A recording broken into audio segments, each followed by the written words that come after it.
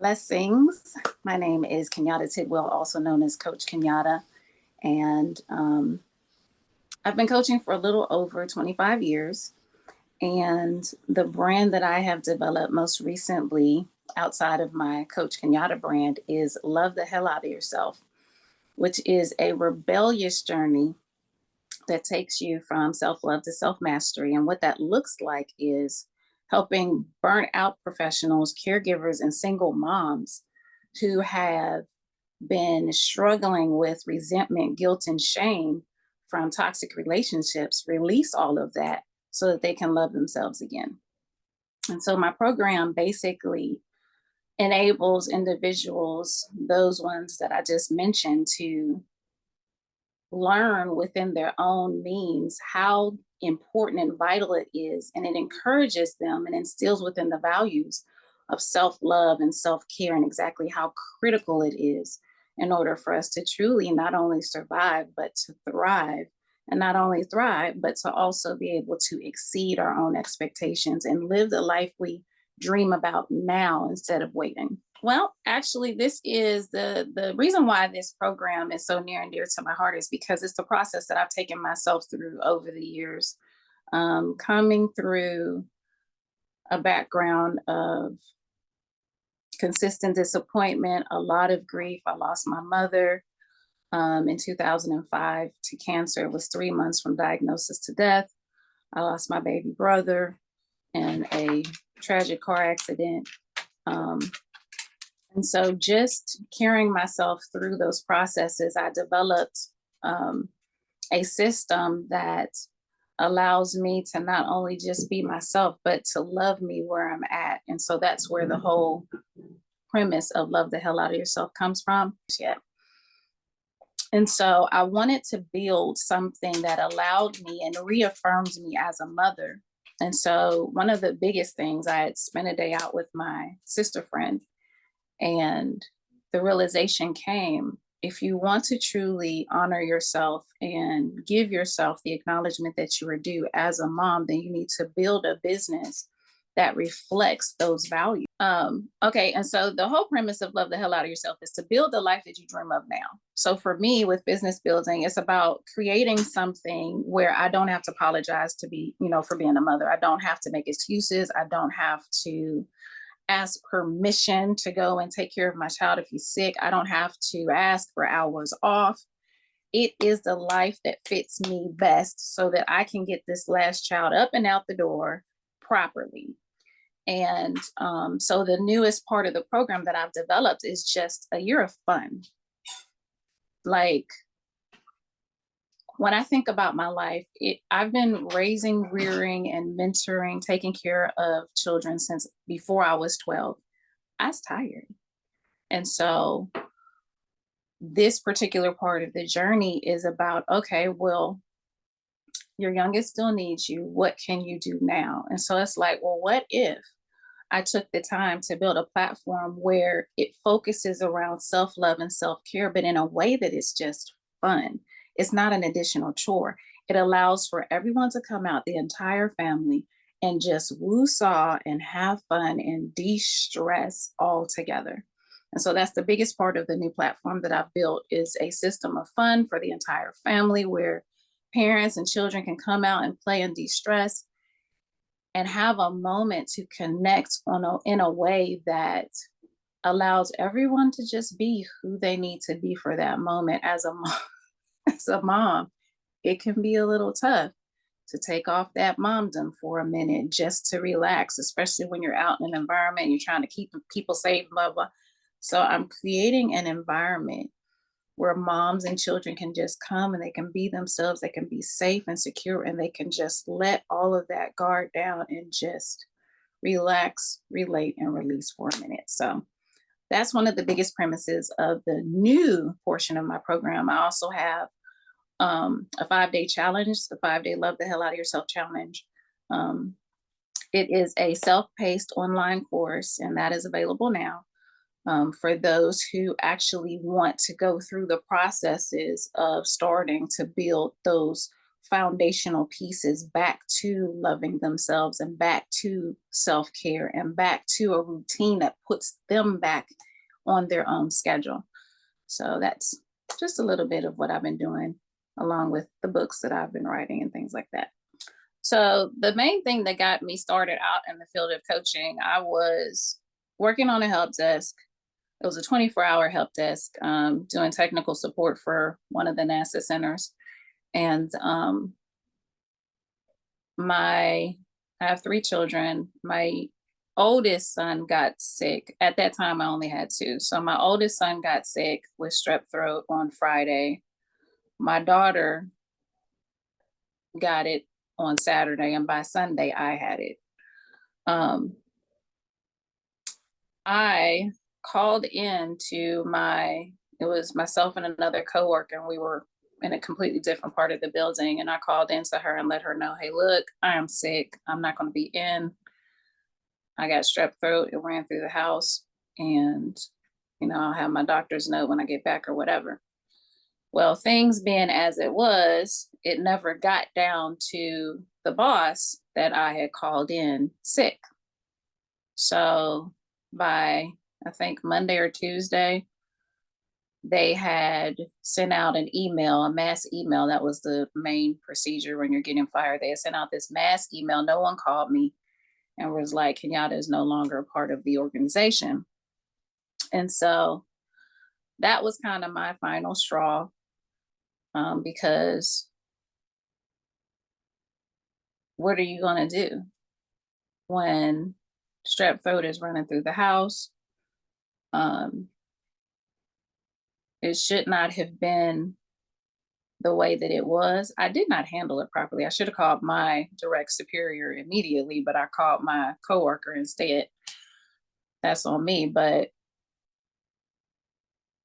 doctor's notes and all that to the side, it was what it was. And that's what made me make the determination that I was never going to work a regular job again, because I should not have to sacrifice my family. I shouldn't have to make excuses just so that I can do what I feel like I'm doing. I'm creating a whole nother future generation of viable, valuable humans to continue making this world run.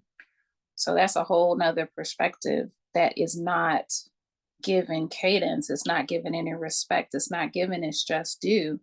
Being a parent, and it's completely different, moms versus dads still. But that was the determining factor. And that's what led me to really say, hey, look, traditional employment is just not for me. And I ended up pouring myself into ministry work. I was very active in my church back then. And I was helping a young lady, one of my close friends. She wanted me to dumb down her resume. And that sent up all kind of flags in my mind. Like, why would anyone ask to have their resume dumbed down? Usually people want their resume beefed up so that they can get higher paid positions. But this individual was an overworked and underpaid, underrecognized, and kind of abused daycare manager. And so it became a whole nother scenario to look into the plight of single moms and how they are treated within the workforce, even within certain church systems. So that kind of, from me talking to her, she was like, you know what you're doing for me? You're being a life coach. And so that's where coaching for me was born. And I've just been with it ever since. It's been a beautiful journey. I have been blessed to coach numerous women and a few brave men. And that's one of the biggest things, one of the biggest challenges. But that challenge actually led to me starting my career as a coach. What's something fun that most people don't know about me? It's one of my favorite questions. Something fun that most people don't know about me is that I am the queen of naps. I believe that rest is so critical, so vital, so important. You can't properly recharge your system. You can't truly be there for anyone at your highest and top peak performance. You cannot truly serve from a full cup that you constantly keep dredging down to the bottom without getting the accurate and adequate rest that you need. And so, sleeping, albeit the naps, is one of my favorite things to do. I am a self-professed sleeping napologist. That's one. And my second about myself is that I am an avid manual shift transmission driver. I love my stick shift. That you will only move forward as much as you desire to move forward, and that you can only help people that want to be helped. No matter what it is that you desire for them, they have to want it. So that comes from a life perspective and a business perspective. And then the most recent one is people love a happy helper.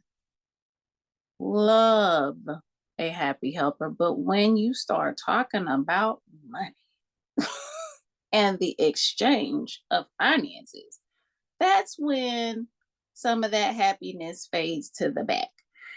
And so, just learning from being a happy helpaholic that just because someone says they want help doesn't mean they can afford the help that you're trying to give them. Just because someone desires your essence and your energy does not mean that they are worthy of it. And just because someone asks does not mean they really need it. Sometimes people just want stuff. That's been some of the biggest lessons that I've learned, even most recently, because I used to volunteer so much and I literally had to stop and scale back because I realized that I was giving more of my life force out than I was allowing more of what I needed to come in. So just putting that degree of separation and understanding who is actually in my circle for me and who is just in my circle to get. Oh, yes. Objective number one, I want to free 1,000 souls to actually implement more self-love. And I want to show them how they can do it in a way that actually fills their heart and releases them from some of the past stigmas of the perceived cost of self-love and self-care. There's such a huge stigma around it. People keep saying, I don't have time. And it's like, yeah, but stress is still the number one silent deadly killer. Are you ready to be killed because or die because you have not paid enough attention to yourself? You know, the overwork culture, the workaholic culture, the burn the candle at both ends culture is taking so many lives, and we just do not talk about it enough. And so part of my mission here and the objective is to help those that want to be helped transition over to a life that they can actually truly appreciate and be one with. One of the things that I've told people as they're coming on board to coach with me, I tell them, I say, every prayer request you've ever asked for, whatever you've asked the universe for, it will come forward, because now you are committing this massive energy. You've made a huge step in your life. You've determined that you want something different. So everything's going to start rushing forward. You have to make some decisions. You have to understand what your priorities are, and you have to stick to your goals. You have to really map out what it is you actually want from yourself. You have to understand where you truly want to go and the cost that you're willing to apply to it. If you don't apply the cost for yourself, it's going to come out on the other end and you're going to be looking at a deathbed, some type of hideous health issue, toxic relationships, you know, you name it, there's the gamut. So if we can have the bad side of life, why can't we have and author the good side of life? And so that is what one of the major objectives is to help people who want to be helped transition over to a life of self-love that gives them back all the energy, effort, time, and attention that they so easily and limitlessly give to others. Objective number two is to unleash the fun. We are a culture that constantly works. Oh my goodness. Woo. And somebody just, I know there's people out there that just want to take a break. I've talked to at least 10 people this week, and I was just sharing with them the different aspects of the program. And they were like, oh, I need that. And I'm like, yeah, come on. It's time. It's way past time. So that's objective number two. Bring back the fun and show people how simplistic life can be and how easy it can be to plug back in to those things that we have pushed aside because of societal standards and things. So those are the two top objectives that I have. And then the third objective would be to teach. I love teaching, sharing, and imparting what I've learned in order for others to understand that life, if you just change your perspective on how you view things, your whole entire life shifts. And things that were blocking you and preventing you from moving forward, it just kind of dissipates. Or there's doorways that are open that you didn't see were open before. Or there's pathways that are laid that you didn't even know were laid before. So that would be objective number three, to help teach people to see and understand, to perceive, and to have the right perspectives. Take the time to take the time to find out what your niche is. Being not only a life coach, but also a business coach. I love small business development, small business strategies. I believe they say that the riches are in the niches, right? And so, really taking the time to cultivate what it is that individuals enjoy talking about, and those things that just light them up, and those things that they really enjoy sharing. I think that is one of the most valuable things for any young people coming into the field. If they don't have any type of background in coaching, because it is a skill, I would say look for some competent training. I do have a background in counseling and psychology that I had before I decided to go into the training that I found. And that training is the Quick Start Coaching Code. If you go over there, tell them that Kenyatte sent you, Coach Kenyatte. Definitely should have some training. And then the major thing besides the training, which is incredibly intensive, was the community of coaches that I developed. Building a business, being self-employed is not fun, okay? It's just not. It's a whole lot of rugged work, and it's a lot of, what's the word, lonely work if you don't have a community of like-minded individuals who have a desire to grow and build and transform their lives like you do. And so community is vital. True education along the lines of what you actually want to coach on is important. And then also understanding that the coaching process is one where, if you allow it, it will teach you also as you go through. So many people will get a degree, doctors, counselors, nurses, so on and so forth, but they leave their heart out of it. And I believe that in some cases it's a necessity, but you leave out the opportunity for life to impact you on an intrinsic level that keeps your life growing and progressing. You cannot truly grow past your own expectations if you do not have other people around you, and if you don't have situations and circumstances that come along to perfect those things, or to continue to hone those skills, and especially the interpersonal ones. Oh my goodness. Interpersonal skills. There are so many people that are running rampant out here in these streets these business streets, and they lack interpersonal skills. So I would definitely say interpersonal skills, the way that you reach out and connect with others, as well as the way that you speak and you talk to yourself. Um, those are critical. So education, community, and interpersonal skills. I cannot remember what the first one was though. But anyway,